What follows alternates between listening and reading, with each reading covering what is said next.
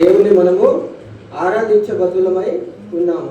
అట్టి ఆరాధన విషయమై మనము పరిశుద్ధ గ్రంథంలో నుండి కొన్ని వచనములను చూసుకొని ముందుకు వెళ్ళడానికి ప్రయత్నం చేద్దాం. ఆరాధన కొరకై కీర్తన 148.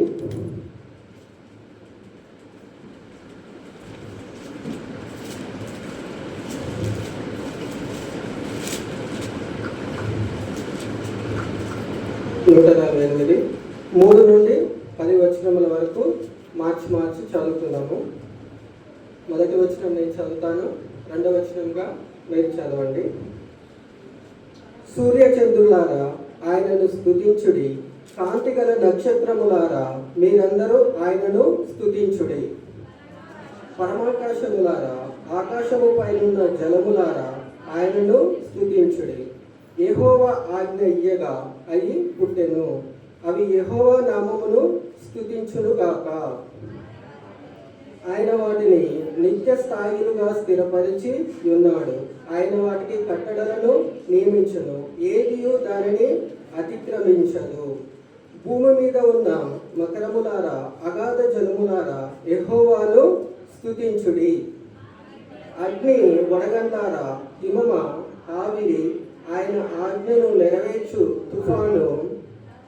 పర్వతములారా సమస్తమైన గుట్టలారా ఫలవృక్షములారా సమస్తమైన దేవదారు వృక్షములారా మృగములారా పశువులారా నేలను ప్రాకు జీవులారా రెక్కలతో ఎగురు పక్షులారా.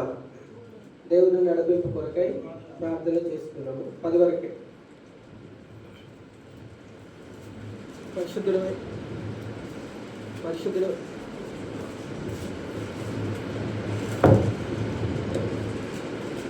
పరిశుద్ధుడైన తండ్రి, కృపగల దేవ, దయగల ప్రభువా, మహిమగల రాజా, మహోన్నతుడ, శక్తివంతుడైన ప్రభువా, అద్భుతకరుడా, ఆశ్చర్యకరుడైన తండ్రి, స్తుతులకు పాత్రుడైన దేవ, మహావీరుడు, మహోన్నతుడు ప్రభువైన తండ్రి, అపాత్రుడను అయోగ్యుడను జ్ఞానహీనుడను ప్రభువైన తండ్రి అయినప్పటికీ ప్రేమించి ప్రభువైన దేవ మరి నీ సన్నిధిలో నిలబెడుతూ వచ్చినావు ప్రభువైన తండ్రి.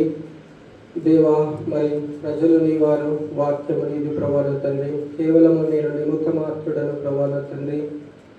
ఈ దినమందు ప్రభువైన తండ్రి దేవా మరి నిన్ను ఆరాధించిన విషయమై తండ్రి ఏ వాక్యము ప్రభువైన తండ్రి అవసరమై ఉన్నదో ప్రభువైన తండ్రి అటు విషయాలను ప్రభువైన తండ్రి సంఘం ముందు ప్రభువైన తండ్రి మరి పంచుకున్న విషయమై ప్రభువైన దేవా నీ యొక్క పరలోకపు జ్ఞానములు ప్రభువైన తండ్రి నాకు అనుగ్రహించి నడిపించమని అడుగుతూ క్రీస్తు నామములో ప్రార్థించి విశ్వాసంతో అడిగి వేడుకుంటున్నాం తండ్రి.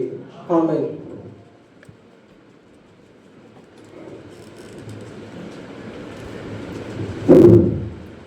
ఈ యొక్క 148వ కీర్తన ద్వారా 3 నుంచి 10 వచనముల ద్వారా ఇక్కడ మనము చదువుకుంటూ వచ్చినాము. దయచేసి 3వ వచనము చదవండి. సూర్యచంద్రులారా ఆయనను స్తుతించుడి, కాంతిగల నక్షత్రములారా మీరందరూ ఆయనను స్తుతించుడి. కంటిన్యూ. పరమ ఆకాశములారా ఆకాశము పైనున్న జలములారా ఆయనను స్తుతించుడి. యెహోవా ఆజ్ఞ ఇయ్యగా అవి పుట్టెను, అవి యెహోవా నామమును స్తుతించునుగాక. చాలండి.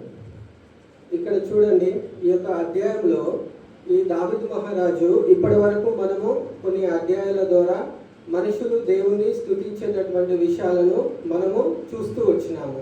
కానీ ఇక్కడ ఏం చూస్తూ వస్తున్నాము? సూర్యచంద్రులారా అంటే సూర్యుడు మరియు చంద్రుడు, ఆ తర్వాత ఇంకా కాంతిగల నక్షత్రములారా, ఇంకా ఆకాశము, ఇంకా జలములు, ఇంకా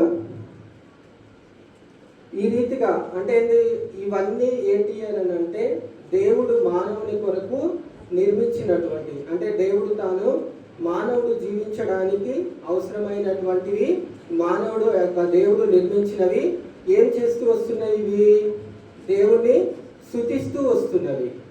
ఈ విధంగా దేవుణ్ణి స్తుతిస్తూ వస్తున్నాయి. ఈ విషయాలను మనము అన్యజనులలో గమనించవచ్చు.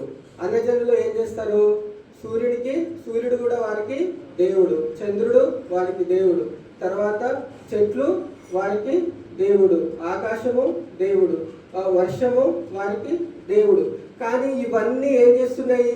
వారికి దేవుడుగా ఉన్నటువంటి ఇవన్నీ కూడా ఏం చేస్తున్నాయి? మన యొక్క దేవుణ్ణి స్తుతిస్తున్నాయి అన్నమాట. చూడండి, మన దేవుడు ఎంత గొప్పవాడు.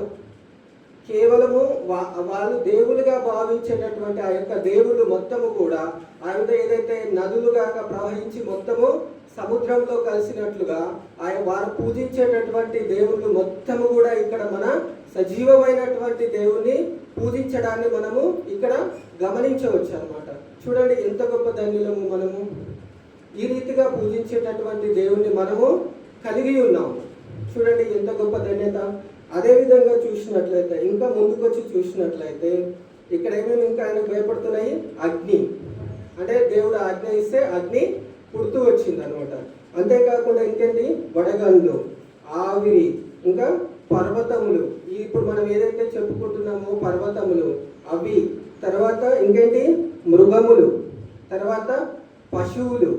ఈ రీతిగా చెప్పుకుంటూ పోయినట్లయితే దేవుడు ఏవైతే నిర్మిస్తూ వచ్చిన, అంటే సమస్త ఈ భూమి మీద ప్రతి ఒక్కటి కూడా దేవుని యొక్క సృష్టినే.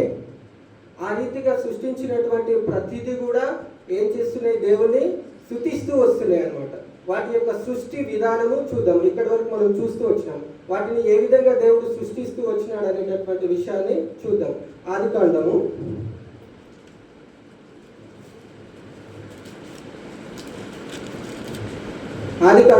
1వ అధ్యాయంలో మనము గమనించినట్లయితే భూమి ఏ విధంగా ఉంది? 1వ వచనం చదవండి. ఆదియందు దేవుడు భూమి ఆకాశములను సృజించెను, భూమి నిరాకారముగాను శూన్యముగాను ఉండెను, చీకటి అగాధ జలముల పైన కమ్మి ఉండెను, దేవుని ఆత్మ ఆ జలముల పైన అల్లాడుచుండెను. చూడండి, ఇక్కడ భూమి అంటే ఆదియందు ఏ విధంగా ఉందంట? నిరాకారంగా ఉంది. అక్కడ ఏమి కూడా లేదు. అటువంటి స్థితిలో దేవుని యొక్క ఆత్మ అంట ఆ యొక్క జలముల పైన ఏం చేస్తుందంట? అల్లాడుచుందంట. అటువంటి పరిస్థితిలో దేవుడు ఏం చేస్తూ వచ్చినాడు? మొదటి దినమందు కాంతిని దేవుడు సృష్టిస్తూ వచ్చినాడు అనమాట. మొదటి దినమందు కాంతిని సృష్టిస్తూ వచ్చినాడు. అదేవిధంగా ఈ వచనాలన్నీ ఒక్కొక్కటి చూసుకుంటూ పోయినప్పుడు సమయం ఎక్కువగా తీసుకుంటుంది. మామూలుగా నేను వివరించడానికి ప్రయత్నం చేస్తాను. 2వ దినము వచ్చే వరకల్లా ఏం చేస్తుంది? ఆ యొక్క జలముల మధ్య దేవుడు ఏం చేస్తూ వచ్చినాడు?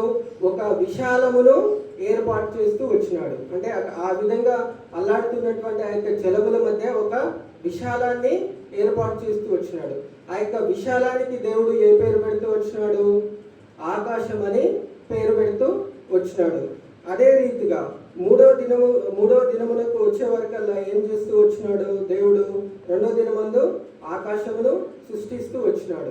3వ దినములకు వచ్చే వరకల్లా ఏం సృష్టిస్తూ వచ్చినాడు? దేవుడు నేలను నిర్మిస్తూ వచ్చినాడు. అప్పుడు అంతకుముందు నేల ఉందా? లేదు. అప్పుడు ఏం చేసినాడు? ఆ యొక్క నీటిని మొత్తం ఒక దగ్గరికి వచ్చి ఎండిపోవులుగా కానీ పలికినప్పుడు అవి ఎండిపోయి నేల అవుతూ వచ్చినాడు అనమాట. ఆ యొక్క నేలను సృష్టిస్తూ వచ్చినాడు 3వ దినమందు. ఆ యొక్క నేలను సృష్టించిన తర్వాత మళ్ళీ ఏం చేస్తూ వచ్చినాడు? మానవునికి అవసరమైనటువంటి ప్రతి ఒక్క చెట్టును, వృక్షమును, అక్కడ మానవునికి జీవించడానికి ఏదేది అవసరమో అవన్నీ కూడా ఆ యొక్క నేల మీద దేవుడు సృష్టిస్తూ వచ్చినాడు. అదేవిధంగా 4వ దినములకు వచ్చే వరకు ఏం చేస్తున్నాడు? ఇప్పుడు మనం చదువుకున్నటువంటి విషయం ఉంది కదా, ఏంటి? సూర్యుడు, చంద్రుడు. అంటే ఈ యొక్క 2 దీపములు. అంటే ఏంటి? పగటిని ఏలుటకు ఒకటి, తర్వాత చీకటిని వేలుటకు ఒకటి. పగటిని ఏం వెళ్తుంది? సూర్యుడు, రాత్రిని చంద్రుడు. అంటే ఈ 2 కూడా మానవునికి అవసరమే అనమాట. ఇవి ఎవరు సృష్టించినారని అంటే దేవుడే సృష్టించినాడు. ఆ యొక్క మానవులు మన కొరకై దేవుడే సృష్టిస్తూ వచ్చినాడు. అదేవిధంగా ముందుకు వచ్చినప్పుడు, ఇంకా ముందుకు పోయి చూసినప్పుడు ఇంకా ఫలించేటటువంటి వృక్షములను, ఆ రీతిగా మానవునికి అవసరమైనటువంటి ప్రతిదీ కూడా దేవుడు సృష్టిస్తూ వచ్చినాడు. తన యొక్క సృష్టి మొత్తాన్ని ఎక్కడి వరకు? 6 దినములలో దేవుడు పూర్తి చేస్తూ వచ్చినాడు అనమాట. అంటే మానవునికి అవసరమైనటువంటి ప్రతిదీ కూడా 6 దినములలో పూర్తి చేస్తూ వచ్చినాడు. అదేవిధంగా ఇంకా మనము ముందుకు వెళ్ళి చూసినట్లయితే ఒకసారి దేవుడు సృష్టించినటువంటి ఆ యొక్క జంతువులు అని మనం దేవుని యొక్క మాట వింటాయని మనం చెప్పుకుంటూ వచ్చినాం కదా. ఒకసారి అవి ఆధారాలతో చూద్దాము. యోనా గ్రంథము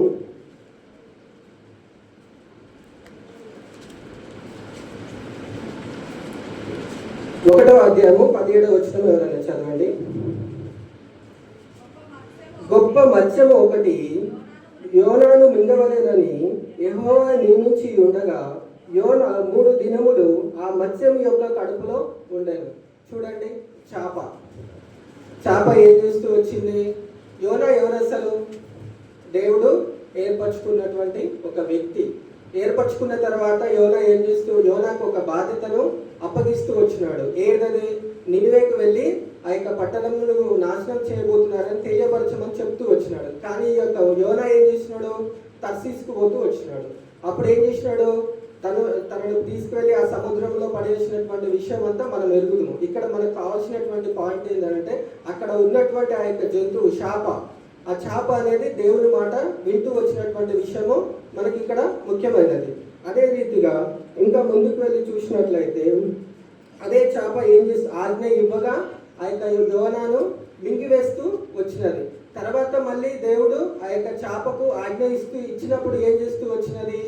తనను ఒడ్డు దగ్గరికి వచ్చి కక్కి వేస్తూ వచ్చినదన్నమాట. అంటే ఎందుకు ఆ మధ్యలో జరిగింది ఏంటి?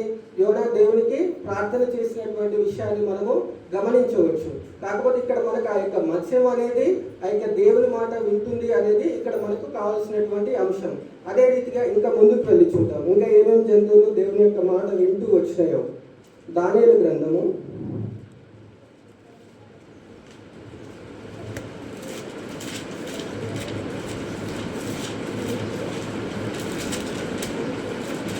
గ్రంథము 6వ అధ్యాయము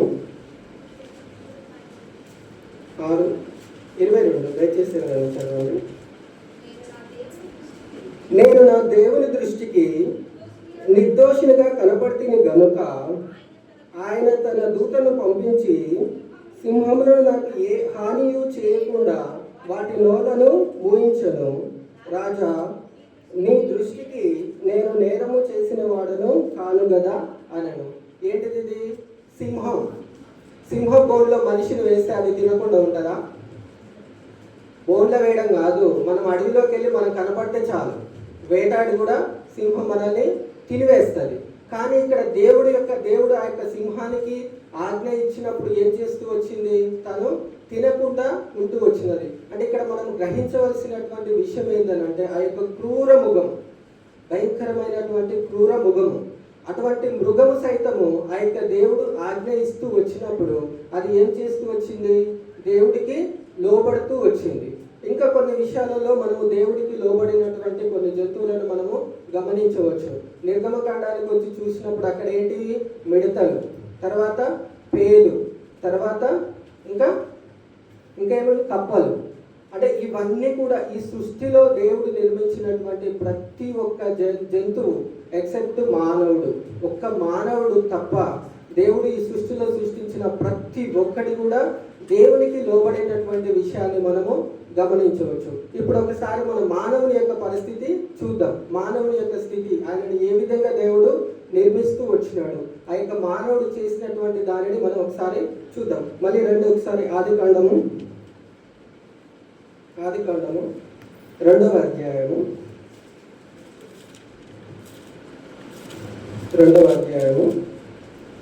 7వ వచనం. దయచేసి దేవుడైన యెహోవా నేల మట్టితో నరుని నిర్మించి వాని నాసిక రంధ్రములలో జీవవాయువుని ఊదగా నరుడు జీవాత్మాయను. ఇప్పటి వరకు మనం చూస్తూ వచ్చినాము. అంటే ఈ సృష్టిలో 6 దినములు సృష్టించినటువంటి వాటిలో ప్రతిదీ కూడా దేవుడు తన యొక్క నోటితో అవునుగాక అంటూ వచ్చినాడు. ఆ రీతిగా అవునుగాక అనేటటువంటి దానిని బట్టే అవి సృష్టించబడుతూ వచ్చినాయి. కానీ ఇక్కడ దేవుడు ఏం చేస్తూ మానవుని మాత్రం ఏం చేస్తూ వచ్చినాడు? తన యొక్క స్వహస్తాలతో నిర్మిస్తూ వచ్చినాడు. నేల మట్టితో తను మానవుని నిర్మిస్తూ వచ్చినాడు. అంత మాత్రమే కాదు, నిర్మించడం మాత్రమే కాదు, ఏం చేస్తూ వచ్చినాడు?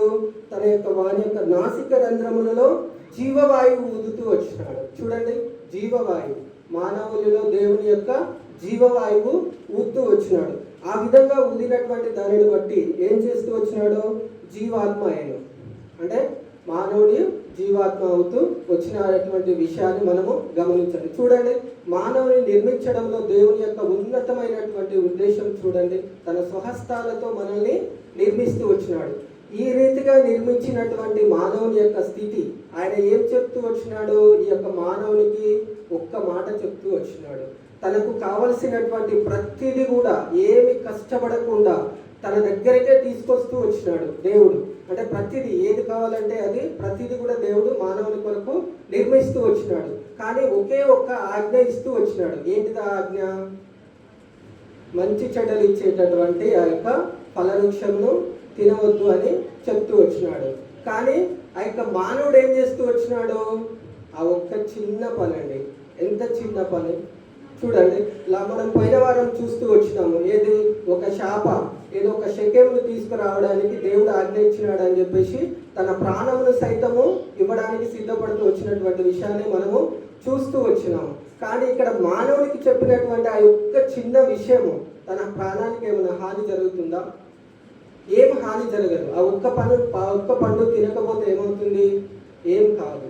కానీ ఇక్కడనే ఆ యొక్క సాతాను యొక్క ప్రభావమును మనము చూడవచ్చు అనమాట. అంటే అదేంటిది?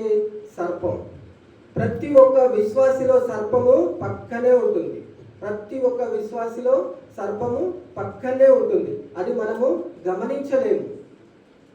10:30 ఆరాధన, ఓకే పోదాంలే, టైం ఉంది కదా, ఇంకా సిద్ధపడదాంలే, అంతే. ఆ విధంగా అంటూ ఈరోజు 10:30, రేపు 11 వెళ్ళింది 11, తర్వాత 12. అంటే ఏంది? మనల్ని నీరు కారుస్తుంటుంది అనమాట. మనము ఆత్మీయంగా ఎదగకుండా ఆ రీతిగా దినదినము కూడా సాతాను మనలోనే ఉంటూ వస్తుంది అనమాట. ఇక్కడ మనం గమనించవలసినటువంటి విషయం ఏంటి అని అంటే, మానవుడు ఆ యొక్క దేవుని ఆజ్ఞకు లోబడకుండా ఏం చేస్తూ వచ్చినాడు? వ్యతిరేకిస్తూ వచ్చినాడు. దానిని బట్టి ఏమవుతూ వచ్చింది? భూమి మీదకి పాపం అనేది వస్తూ వచ్చినది. ఈ ఎవరైనా ఈ ఆదాము అనేటటువంటి వ్యక్తి ఎవరు? దేవుడు తన ఇష్టానుసారంగా తన చేతులతో నిర్మించుకున్నటువంటి వ్యక్తి. అంత మాత్రమే కాకుండా ఇంకా చూడండి, మానవుని యొక్క క్రియలు ఇంకా ముందుకు వెళ్ళి చూద్దాం. మత్తయి సువార్త 26వ అధ్యాయము. మత్తయి సువార్త 26వ అధ్యాయము 67, 68 వచనాలు ఎవరైనా చదవండి. అప్పుడు వారు ఆయన ముఖం మీద ఉమ్మివేసి ఆయనను గుద్దిరి. కొందరు ఆయనను అరచేతులలో కొట్టిరి.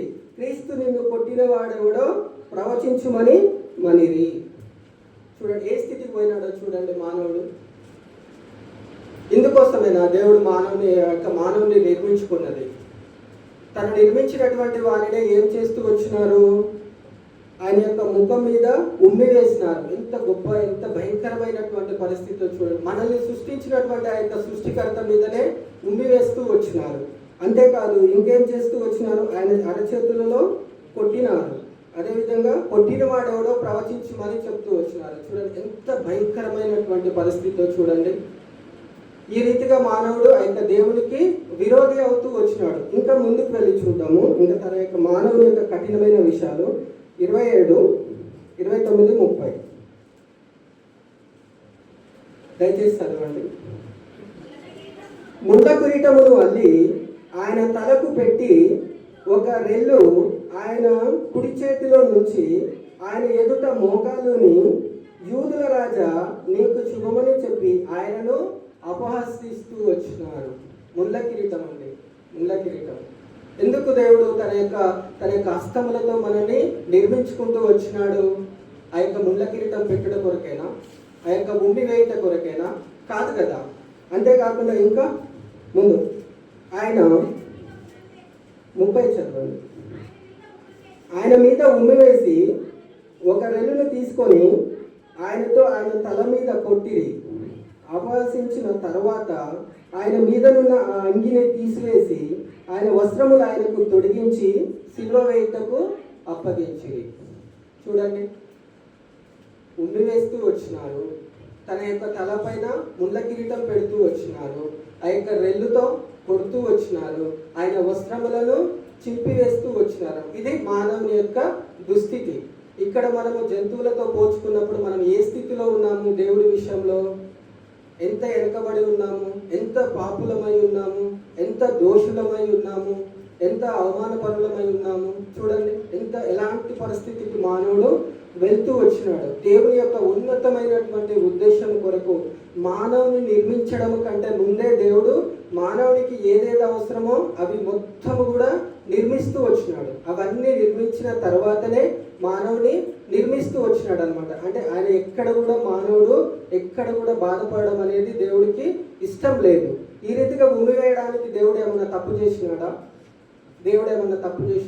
మానవుని ఎక్కడైనా బాధ పెట్టినాడా? లేదు కదా.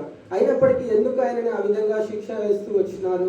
చూడండి, ఇంత గొప్పగా దేవుని అవమానపరిచినప్పటికీ దేవుడి యొక్క ఉన్నతమైనటువంటి ఉద్దేశము, ఉన్నతమైనటువంటి ప్రేమ మనం ఒకసారి చూద్దాము. ఎఫెసీయులకు రాసినటువంటి పత్రిక ఎఫెసీ 2:1 మీ అపరాధముల చేతను పాపముల చేతను మీరు చచ్చినవారై ఉండగా ఆయన మిమ్మును క్రీస్తుతో కూడా బ్రతికించెను. చూడండి, మనం ఎంత అవమానపరుస్తూ వచ్చినాము, ఎంత నిందిస్తూ వచ్చినాము, ఏ విధంగా చేస్తూ వచ్చినాము. భయంకరమైనటువంటి పరిస్థితులను మనము దేవుని మీద ప్రవేశపెడుతూ వచ్చినాము. అయినప్పటికీ దేవుడు ఏం చేస్తూ వస్తున్నాడు అంటే ఇక్కడ మన యొక్క అపరాధముల చేత, ఇవన్నీ అపరాధములే కదా. దేవుని శిక్షించిన ప్రతిదీ అపరాధములే. పోనీ దేవుడిని సృష్టించి ఆ యొక్క నిందించి ఊకుంటురా? కాదు, మనుషులుగా కూడా నిందిస్తూ వస్తున్నారు. ఒకరికొకరు సమాధానం లేనటువంటి స్థితి, ఇలాంటి భయంకరమైనటువంటి పరిస్థితులు. అయినప్పటికీ మన యొక్క అపరాధముల చేతను ఆ యొక్క పాపముల చేతను సచ్చిన వారై ఉండగా ఆయన మిమ్మును క్రీస్తుతో కూడా మనల్ని ఏం చేస్తూ వచ్చినాడంట? బ్రతికిస్తూ వస్తున్నాడు. చూడండి, మనమైతే ఏం చేస్తాము? ఒకవేళ మనల్ని ఎవరైనా కొట్టిరనుకో, మనం ఏం చేస్తాము? వాడిని ఎక్కడ కొట్టాలని చెప్పేసి స్కెచ్లు వేస్తుంటాం అనమాట. ఎక్కడ అవకాశం దొరుకుతుంది? ఒకవేళ మనల్ని అవమానించిరనుకో, ఎక్కడ వాడిని అవమానించడానికి మనకు అవకాశం దొరుకుతుంది అని చెప్పేసి మనము ఒక ప్లానింగ్స్ ప్రిపేర్ చేస్తుంటాం. కానీ ఇక్కడ దేవుడు ఏం చేస్తూ వచ్చినాడు? మనల్ని అట్లా వదిలేస్తే మనము ఈజీగా చనిపోతాం. మనము పాపంలోకి వెళ్ళిపోయి ఈజీగా ఆ పాపం ద్వారానే మనము చనిపోతాం. కానీ అట్టి స్థితిలోకి మనము ఆ యొక్క పాపంలోనికి వెళ్ళకుండా దేవుడు ఏం చేస్తూ వచ్చినాడు? క్రీస్తుతో కూడా ఆయన చనిపోయి తిరిగి లేసేటప్పుడు ఏం చేస్తూ వచ్చినాడంట? మనల్ని కూడా బ్రతికిస్తూ వచ్చినాడు అనమాట. చూడండి, మానవుని ఎడల దేవుని యొక్క ఉన్నతమైనటువంటి ఉద్దేశములు ఏ విధంగా ఉన్నాయో. అంతేకాకుండా ఇంకా ముందుకి రండి, 3వ అధ్యాయము, అదే ఎఫెసీ 3వ అధ్యాయము 12-13. ఆయన యందలి విశ్వాసము చేత, ఒక్క నిమిషం,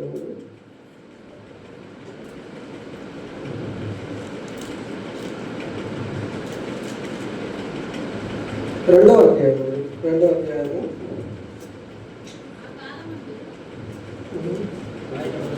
ఒక్క నిమిషం, 2:12-13. ఆ కాలమందు ఇజ్రాయేలుతో సహపౌరులము కాక పరదేశీయులమును, వాగ్దానము లేని పరజనులను, నిరీక్షణ లేని వారును, లోకమందు దేవుడు లేని వారునై ఉండి క్రీస్తుకు దూరస్థులమై ఉంటిరని మీరు జ్ఞాపకం చేసుకొనుడి. ఆయనను మునుపు దూరస్థులైనటువంటి మీరు ఇప్పుడు క్రీస్తేసునందు క్రీస్తు రక్తము వలన సమీపస్తులై ఉన్నాము. చూడండి, మనల్ని ఏం చేస్తూ వచ్చినాడు? మనము దూరస్థులమంట. ఎవరికి దూరస్థులము? క్రీస్తుకు దూరస్థులమంట. అంత మాత్రమే కాదు, ఇజ్రాయేలుతో సహపౌరులము కాక. ఇజ్రాయేల్ అంటే అర్థం ఏంది? ఇజ్రాయేల్ అంటే అర్థము రాజకుమారుడు. అంటే రాజకుమారుడు అంటే ఏంది? దేవుని యొక్క కుమారుడు, రాజు యొక్క కుమారుడు. ఆ యొక్క రాజు యొక్క కుమారునితో మనకు ఏం లేదంట? సహపౌరత్వము, పౌరులం కావంట మనం. అంటే మన యొక్క స్థితిని బట్టి ఆ యొక్క రాజు యొక్క కుమారులకు కావాల్సినటువంటి ఆ యొక్క పౌరత్వం అనేది మనకు లేదంట. అయితే సహపౌరులం కాక పరదేశులమును, వాగ్దానములు లేని పరజనులను, నిరీక్షణ లేని వారును, లోకమందు దేవుడు లేని వారై ఉండి. మనము పరదేశీయులం అంట. దేవుడు కూడా మనకు లేనటువంటి వారు. ఒక దినము మనము పరలోకము వెళ్తామనేటటువంటి నిరీక్షణ కూడా మనకు లేదంట. ఎందును బట్టి? మన యొక్క క్రియలను బట్టి, మన యొక్క తలంపులను బట్టి. అట్టి స్థితిలో మనం ఉన్నప్పుడు, రాజకుమారులను అవ్వడానికి కూడా సహపౌరత్వం లేనటువంటి స్థితిలో మనం ఉన్నప్పుడు, ఆ యొక్క పరజనులుగా మనం ఉన్నప్పుడు, నిరీక్షణ లేనటువంటి వారుగా మనం ఉన్నప్పుడు, దేవుడు లేనటువంటి వారుగా మనం ఉన్నప్పుడు, దేవుడు మనల్ని ఏం చేస్తూ వచ్చినాడు? ఆయనను మునుపు దూరస్తులైనటువంటి మీరు ఇప్పుడు క్రీస్తేసునందు క్రీస్తు రక్తము వలన సమీపస్తులైనారు. చూడండి, క్రీస్తు రక్తం వలన మనం ఏమవుతూ వచ్చినామంట? సమీపస్తులమవుతూ వచ్చినాము. అంటే దేవుడి దగ్గరికి మనం ఇప్పుడు నడిపిస్తూ వచ్చినాము. ఆ రీతిగా నడిపిస్తూ వచ్చినాము కాబట్టి ఇక్కడ మనము పరిశుద్ధ స్థలంలో మనం ఇక్కడ కూర్చున్నాము. దయచేసి దేవుడు మన కొరకు ఎంత గొప్ప కార్యం చేస్తూ వచ్చినాడు. మనం ఆ రీతిలో ఉన్నప్పుడు, ఆయనను శిక్షించినప్పుడు, ఆయనను ఉమ్మి వేసినప్పుడు, ఆయన యొక్క తలపైన ముళ్ళ కిరీటము పెట్టబడినను కూడా ఏం చేస్తూ వచ్చినాడు? ఆయన మన కొరకు తన యొక్క పరిశుద్ధమైనటువంటి రక్తమును చిందిస్తూ వచ్చినాడు. ఆ రీతిగా చిందిస్తూ దానిని బట్టి ఏమవుతూ వచ్చినాం? మనము సహభాగస్థులము అవుతూ వచ్చినాము. అంటే ఇక్కడ మనకు రాజకుమారుడుగా దేవుడు మనల్ని చేస్తూ వచ్చినాడు. చూడండి ఎంత గొప్ప ధన్యులము మనము, ఎంత గొప్ప ధన్యులమో చూడండి. అంతేకాకుండా ఇంకా ముందుకు వెళ్ళి చూద్దాము. యూదా 24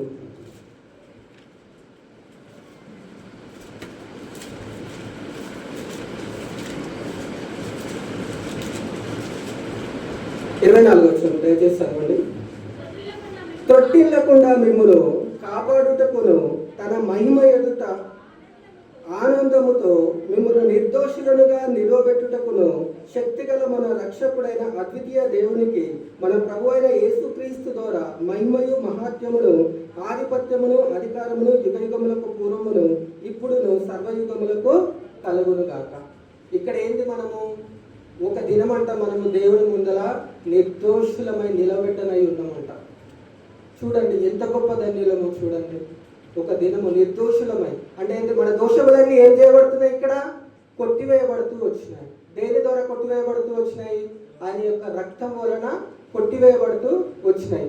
ఆ విధంగా కొట్టివేసిన తర్వాత ఇటువంటి స్థితిలో ఎప్పుడు మనము ఆయన యొక్క నిర్దోషులమై దేవుని ముందర మనం నిలబెట్టబడినప్పుడు అంట మనకున్నటువంటి ఘనత అంటే ఇట్లా ఏ విధంగా ఉంటుందంట అంటే దేవదూతల కంటే మనము అధికంగా ఉంటామంట.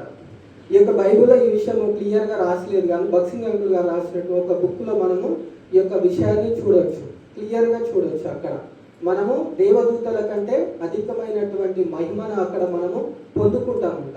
ఈ విధంగా మహిమ పొందడానికి మనకు అర్హత ఉందా? మనకు లేదు. కానీ దేవుడు ఏం చేస్తూ వచ్చినాడు? ఆ అర్హతను మనకి ఇచ్చినందుకు మనం ఎంత వెల చెల్లించినాము? ఎన్ని డబ్బులు ఇచ్చినాము దేవుడికి? ఎంత సమయం ఇచ్చినాము? కొంతమంది సమయం ఇచ్చి ఉండొచ్చు, కొంతమంది ఇయ్యని వారు కూడా ఇక్కడ ఉన్నారు.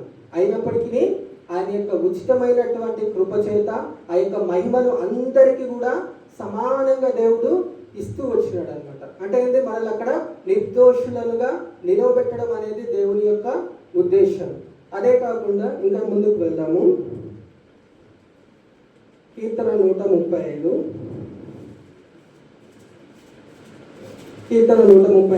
4. ఒక నిమిషం. 4వ వచనం. యెహోవా తన కొరకు యాకోబును ఏర్పరచుకునను, తనకు స్వకీయ జనముగా ఇజ్రాయేలును ఏర్పరచుకునను. చాలా అండి. ఇక్కడ ఏం చేస్తున్నాడు? ఫస్ట్ యాకోబు అంటే అర్థమైంది మోసగాడు, ఇజ్రాయేల్ అంటే అర్థమైంది రాజకుమారుడు. అంటే మన యొక్క స్వభావాన్ని బట్టి, మన యొక్క క్రియలను బట్టి మనము మొదట ఏ విధంగా ఉన్నామంట? యాకోబు వలె ఉన్నామంట. మన యొక్క స్థితి యాకోబు వలె ఉన్నదంట. ఆ తర్వాత క్రీస్తు దగ్గరికి మనము వచ్చుట ద్వారా, ఆయనని ఎరిగి ఉండుట ద్వారా ఏమవుతూ వచ్చినామంట? రాజకుమారునిగా, అనగా ఇజ్రాయేలుగా మనము చేయబడుతూ వచ్చినామంట. చూడండి ఎంత గొప్ప ధన్యతను చూడండి. ఈ భూమి మీద మనకు దేవుడు తన యొక్క ఉచితమైనటువంటి కృపచేత ఎలాంటి వెల కూడా మనము చెల్లించకుండా ఆయన ఉచితమైనటువంటి కృపచేత ఇవన్నీ ఆశీర్వాదాలను కూడా దేవుడు మనకు ఉచితంగా అనుగ్రహించినటువంటి విషయాన్ని మనము గమనించవచ్చు. మనము యాకోబు వలె మన స్థితి ఉన్నప్పుడు దానిని ఏం చేస్తూ వచ్చినాడు? ఇజ్రాయేలుగా మనల్ని చేస్తూ వచ్చినాడు అనమాట. ఈ దినము మనము ఆరాధించడం విషయమై దేవుని సన్నిధికి చేరుకున్నటువంటి బిడ్డలము. ఇప్పటి వరకు ఎవరైనా ఆరాధించినటువంటి వారు ఉన్నట్లయితే, దేవుని యొక్క రక్షింపబడి దేవుని ఎరిగి దేవుని ద్వారా దినదినము ఆయన యొక్క నడిపింపులో నడవబడుతూ ఇంకా దేవుని యొక్క ఆరాధించినటువంటి వారు ఎవరైనా ఉన్నట్లయితే దయచేసి ఆరాధించండి. ఆయన సన్నిధికి రండి. ఆయన ఇచ్చేటటువంటి ఉన్నతమైనటువంటి ఉద్దేశాలకు, ఉన్నతమైనటువంటి క్రియలకు, ఉన్నతమైనటువంటి ఆశీర్వాదాలను పొందుకొనుటకు ప్రతి ఒక్కరు కూడా ఎదురు చూడవలసిందిగా చెప్తుంది. ఇక్కడ చాలా సింపుల్. దేవుణ్ణి ఆరాధించడం అనేది చాలా సింపుల్. మునుపు మన యొక్క స్థితి ఏంటంట? దేవుడితో మనము సహపౌరులం, దూరస్థులంగా ఉన్నాం. మనం ఏ విధంగా ఉన్నామంట? దేవుడు లేనటువంటి వారముగా ఉన్నామంట. ఇంకెలా ఉన్నామంట? నిరీక్షణ లేనటువంటి వారముగా ఉన్నామంట. ఇవన్నీ నాకు లేవు ప్రభువా, ఒకప్పుడు ఇవన్నీ నాకు లేవు, నేను అలాంటి స్థితిలో అప్పుడు ఉన్నాను, కానీ నీ యొక్క ఉచితమైనటువంటి కృప చేత ఇవన్నీ నాకు అనుగ్రహిస్తూ వచ్చినవయ్యా. హృదయపూర్వకమైనటువంటి కృతజ్ఞతాస్తుతించండి. ఎందుకు? అవి ఇచ్చినందుకు. ఇప్పుడు బయట మనం చూస్తాము, ఒక 100 రూపాయలు ఎవరైనా బదిలిస్తే వాళ్ళకి ఏం చెప్తాం? థ్యాంక్స్ చెప్తాం. ఎడమదూరు నుంచి పోత ఎవరైనా బండి కనపడితే, బండి కొంచెం లిఫ్ట్ అడిగితే లిఫ్ట్ ఇస్తే ఏం చేస్తాము? థ్యాంక్ చెప్తాం. కానీ ఇక్కడ దేవుడు ఏం చేస్తూ వచ్చినాడు? నిత్య జీవాన్ని మనకు ఇస్తూ వచ్చినాడు. అయినప్పటికీ కూడా ఆయనకు థ్యాంక్స్ అనేది మనము చెప్పలేనటువంటి దుస్థితిలో మనము ఉంటున్నాము. కాబట్టి అది గమనించి ప్రతి ఒక్కరం కూడా దేవుని సన్నిధిలో ఆరాధించవలసిందిగా కోరుతున్నాం.